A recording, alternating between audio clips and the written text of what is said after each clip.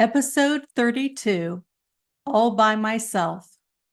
Disclosure. This episode is full of first world problems. If you're not up for hearing about privileged white girl problems, I recommend you skip it.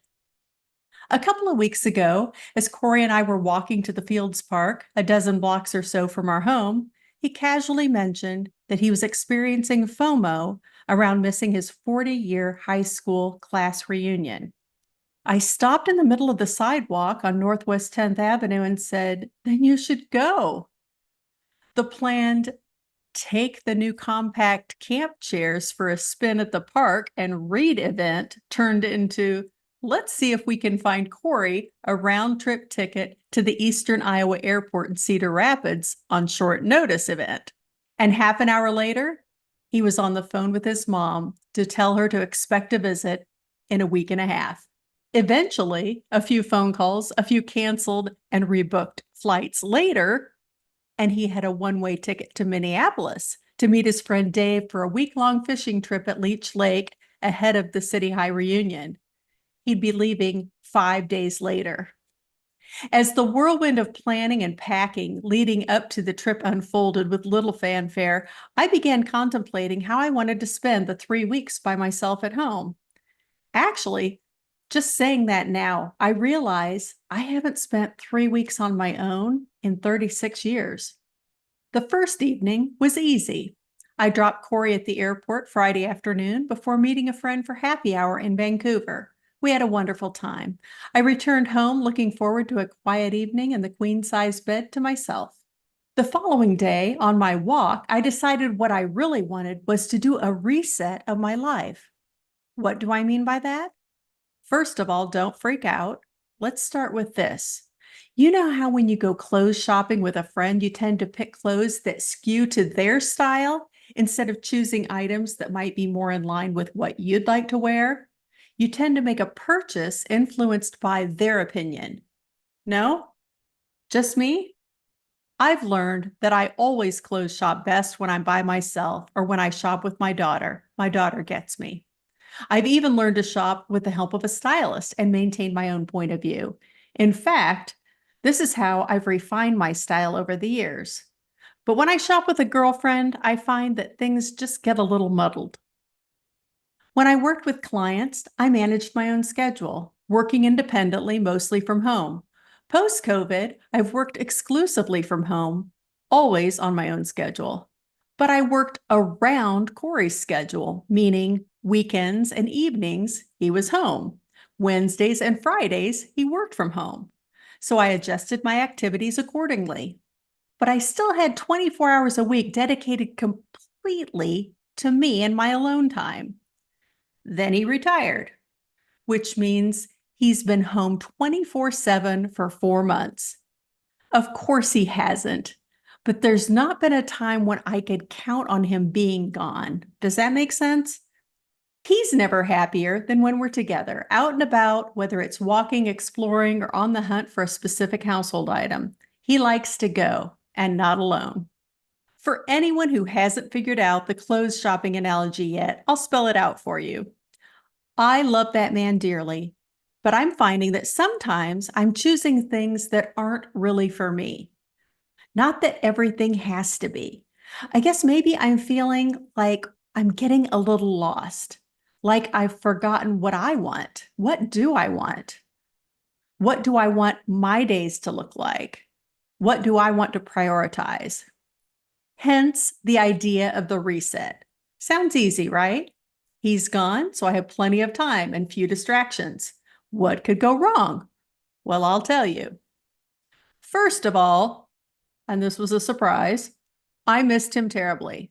It's embarrassing from someone who's so damn independent, but I miss him. He's been gone a week and a half, and I'm still surprised to find he's not in bed when I wake in the morning. The first several days were brutal, but it's getting better. Secondly, overwhelm. I fell quickly into overwhelm because I wanted this reset to be perfect, the be-all and end-all of resets. I wanted it to cover everything from fitness to finances to a day in the life.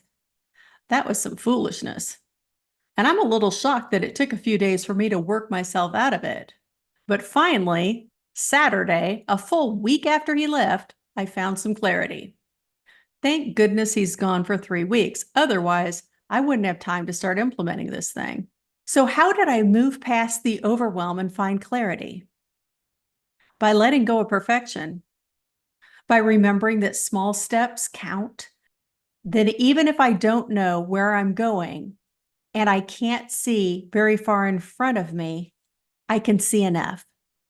By reminding myself that it's like holding a flashlight to see where I'm walking in the dark, that I don't have to know everything, just where to put my foot for the next step. So I started drinking a glass of water each morning, doing legs up the wall while I meditated. I let go of the thought that I should meditate for 20 minutes twice a day and began meditating 5 minutes a day. I reconnected with a friend who asks great questions and doesn't judge.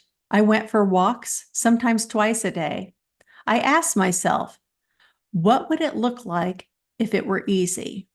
Another source of overwhelm was my well-stocked refrigerator. Even before my son and I drove out to Aloha to Costco, I knew I didn't need anything, so I didn't buy anything. As I thought about it more, I realized that what I wanted to eat was not the food in my refrigerator, but I felt compelled to eat it because we'd bought it, we'd prepared it, and I didn't want to waste it. And I'd found myself overeating it so it wouldn't spoil. I don't need nearly as much food as I used to. I'm just not as hungry. Here's a person who could easily leave food on her plate at mealtime, but is second guessing throwing food into the garbage. And I didn't give up, frankly, until I couldn't keep up. First, the acorn squash, then the butternut squash soup grew fur. Then I realized that the salmon fillet was nearly a week old and probably risky. I trashed all of it. As I did so, I realized there were other items nowhere near spoiling that I wasn't interested in eating, so I tossed them too, telling myself I could return to Costco if I needed to. It was then that I realized that although their fettuccine alfredo is delicious, I have no desire to eat fettuccine alfredo for 8 days straight. So the idea of Costco was out. What did I really want to eat? What food sounds good? If I could eat anything, what would I choose? The balsamic blue steak salad from Ted's Montana Grill in Bozeman, Montana. Yes, that's what I want. So I went to Zupan's and I bought the ingredients. I've eaten it 2 days in a row and it's delicious. What else do I want? Or more accurately, how do I want to feel? Because that's where it starts.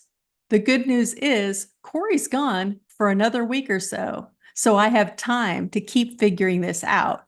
I don't even know what I'm expecting the end product to look like. I don't know what it is, but I'm confident that I can figure it out, and it will be easier than I think. What about you? What do you want? How do you want to feel? That's it for this week. Thank you for listening to My Act 4 and for sharing it with a friend. I'll see you next week.